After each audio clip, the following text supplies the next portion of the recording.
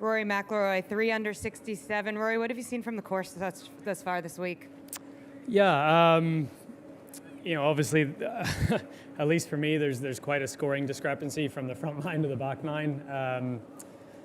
The front nine gives you some scoring opportunities and some wedges in your hand, a couple of par fives, sixth hole, and the back nine just is a lot tougher. You've got a lot of those last three holes, 16, 17, 18 are playing tough, even if it is pretty benign conditions out there. So it feels like a sort of golf course where you try to make your score on the front and then try to hang on the back. We're gonna go right here to Dylan. You're in contention on the weekend at a major championship again, Rory. Is there anything you think you've learned from the last few close calls that you're going to use this weekend? No, not really. I think every major championship and every venue is different. So you just have to play what the course gives you, right? I feel like I'm hitting the ball well. I've hit it well off the tee, and I felt like coming into this week that was going to be a key for me if I could put the ball in play. You can play from there and create some scoring opportunities. So, that's really my game plan over these next couple of days. Put the ball in play off the tee, and I think I'll be just fine from there. Back right to Dan. It's kind of a funny statistic, but I don't think you've yet won a tournament where the winning score was single digits under par. Do you feel like this setup plays into your hands where you have to go out there and get it? I would have won. So if I had a shot single digits under Congressional, I would have won. Fair enough. If I would have shot single digits at Kiowa, I would have won. So I think it's a flawed statistic. Right here to Kyle. You've talked in the past just about how to kind of handle the golf course. And I'm curious about whether your decision to press or be patient, has there been an evolution over the course of your career to where you view that decision differently now than you did at the beginning? Yeah, I do. And I think I've went through sort of ebbs and flows with that throughout my career.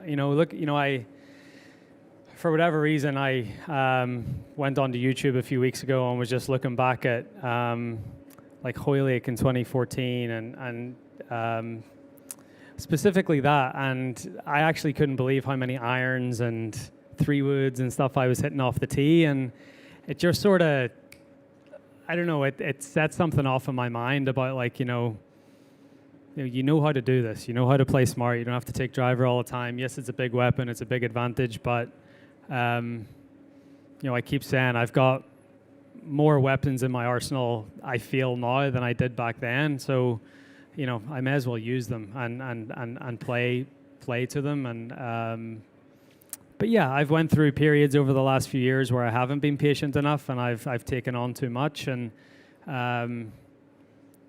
this week and even over the past, even Memorial was tough at the weekend, and trying to stay patient there. Canada was a little different last week, but I think we've had some tests recently where you have to display patience, and hopefully those few experiences recently will help me this weekend. Right here to Kevin. Philosophically, there's a bit of a debate going on about what a U.S. Open should be. Some people are mad that the scores are too low. Some people feel like it's a great course with great shot values. Kind of curious to where you fall after seeing this for 2 days. What should the U.S. Open test in 2023? I'm surprised. I didn't see the scores being as low as they are. I think the overcast conditions yesterday, combined with that little bit of rain in the morning, I think the course just never got firm at all. The conditions now, it's a little brighter, sunnier, a little bit of breeze. It's got the potential to get a little firmer and faster over the next couple of days, which will make the scores go up a little bit. So we'll see what it's like at the end of the week. Like it's still early in the week, and yes, the course has played maybe a little easier than everyone thought it would, but wouldn't be surprised on Saturday, Sunday to see it bite back, which going back to your question, I feel is what a U.S. Open's all about. It should be tough. It should be just as much of a mental grind out there as a physical one. Last question here, Mark. Rory, obviously you've done everything in the last 9 years but win another major. Can you characterize your desire to kind of check that box off again, so to speak? And even though you're only 36 holes in, at what point do you start thinking about winning this thing? I mean, geez, I started thinking about winning this thing when I came here on Monday, so I've already done that. And no one wants to win another major. No one wants me to win another major more than I do. So, the desire is obviously there.